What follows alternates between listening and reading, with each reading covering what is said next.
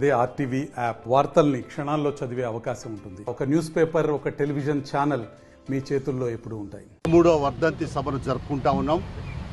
ప్రధానంగా గురువారెడ్డి గారు ఎవరు, ఎక్కడ పుట్టాడు, ఎలా ఒరిగాడు, ఆయన ఏం చేశాడనేది ప్రధానమైన చర్చ జరగాలి. ఇవాళ ఆయన ఒక రైతు కుటుంబంలో పుట్టి మరి చదువుకుంటూనే మరి అక్కడ హైదరాబాద్లో చదువుకుంటూనే రెడ్డి హాస్టల్లో ఆయన ఉంటూనే అక్కడ ఆనాడు ఉన్నటువంటి నైజాం రాచరిక వ్యవస్థ అంతానికి, అలాగే వెట్టి చాకిరి బానిసత్వం బద్దలు కొట్టేందుకు, బానిస సంఖ్యలను తొలగించేందుకు ఆయన ఆ రోజు కమ్యూనిస్ట్ పార్టీతో ఆంధ్ర మాసం సంబంధాలు పెట్టుకొని విద్యార్థి దశ నుంచే ఆయన ఎదిగి కరీంనగర్ జిల్లా దళవులో ఆయన కూడా ఒక దళ సభ్యుడిగా అనవేరి ప్రభాకర్ రావు, సింగిరెడ్డి భూపతి రెడ్డి మరి అనేక మంది దళ సభ్యులు ఈయన కూడా ఒకడు.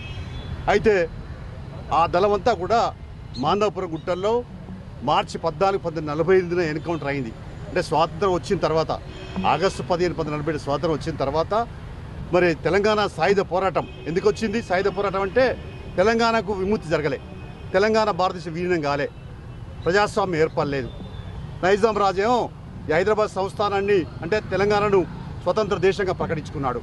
అప్పుడు విధిరేడి పద్ధతిలో సెప్టెంబర్ 11, 1947 మరి తెలంగాణ సాయుధ పిలిపిస్తే ఆ పిలుపులో భాగంగా భూమి కొరకు, ముక్తి కొరకు, దాస్యంగాల విముక్తి కొరకు మరి ఊరు వాడ ఉప్పెల్లా కదిలి ఆనాడు మరి దొరలను గడగలాడించి తరిమి కొట్టినటువంటి సందర్భాలు అనేక ఉన్నాయి. అయితే మరి మార్చి 14, 1945 ఇదో జరిగినటువంటి ఎన్కౌంటర్లో 12 మంది మాందాపురం చనిపోయినారు. అయితే గురువారెడ్డి గారు మాత్రం మిగిలినారు. ఎందుకు గురువారెడ్డి మిగిలినారంటే గురువారెడ్డి గారిని దళం హైదరాబాద్కు పంపించింది సమాచారం కొరకు. అయితే సమాచారం తీసుకొని ఆయన దామోదర్ రెడ్డి అనే ఇంజనీర్ వచ్చిన నల్లగొండ ఆయన, ఆ నల్లగొండ ఆయన వచ్చిన ఆయన ఇంట్లో ఎన్కౌంటర్ చనిపోయినాడు. గురువారెడ్డి గారేమో బతికిపోయినాడు.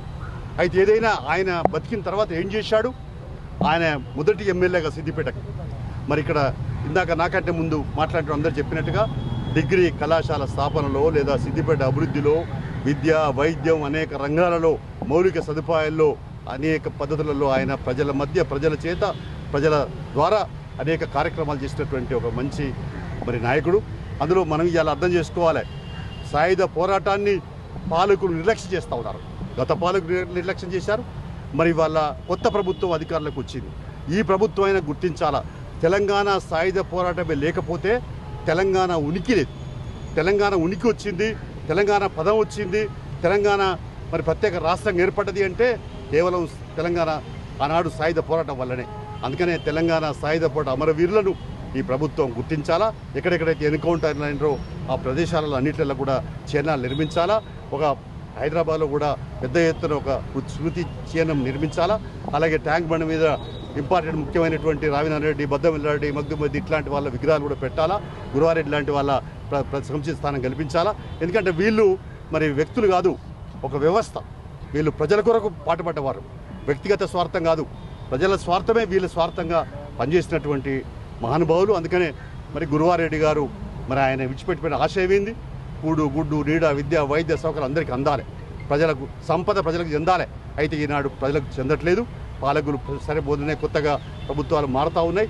ఏం మారినా వాళ్ళ ప్రజాస్వామ్యం అనేది కొనసాగాల, ప్రజాస్వామ్యం పరిడవిల్లాలనే మా ఆశయం. అందుకొరకే కమ్యూనిస్ట్ పార్టీ గురువారెడ్డి గారి ఆశయాలను ముందుకు తీసుకుపోవడానికి మరి తప్పనిసరిగా ప్రతిజ్ఞ తీసుకొని సాగుతుంది.